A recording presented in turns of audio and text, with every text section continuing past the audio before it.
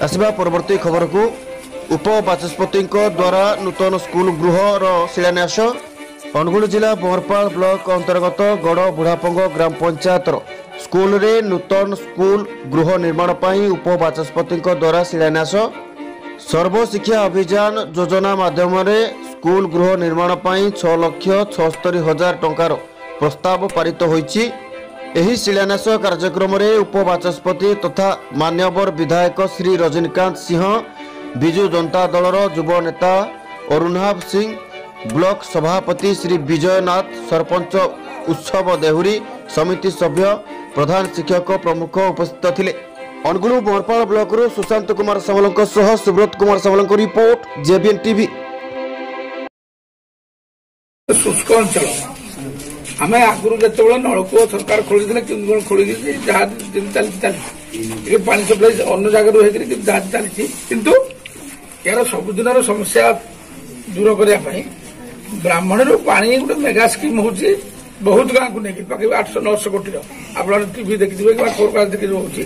से mega scheme रे आम उड़ापंग टोटाल 50टा अंतर्गत कराई कम हम ये द्वितीय रास्ता आप देखुं ये रास्तार आहरी उन्नतीकरण हो 18 फुट चौड़ार रास्ता पूरा पूरी 15 गुणा पर्यटन एनएच यार टेंडर बाहरी गलानी यार पीएम जोसाई 3 पीएम जोसाई 3 अंतर्गत आगुरी पीएम जोसाईटा थिला 100% केंद्र सरकार दौले मोदी सरकार आसला पर आपको करदे 60-40 60 देव केंद्र 40 देव राज्य पैसा जब गोटे ब्रिज पड़ा ब्रिज रोसार जहाँ स्टांडार्ड अच्छी ड्रॉइंग अनुसार राज्य सरकार कले अधिका करूँ अधिका पैसा भी राज्य सरकार देवे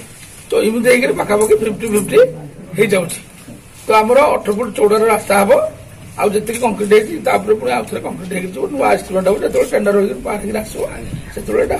ये दुटा कथा खाली कहवाई मुझे आग्रह कली जो स्कूल कथा बाबूटी कहला तार समाधान है स्कूल खोलला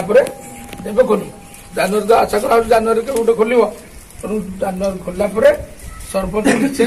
हेड सार जो एसएमसी बैठक गोटे डाकी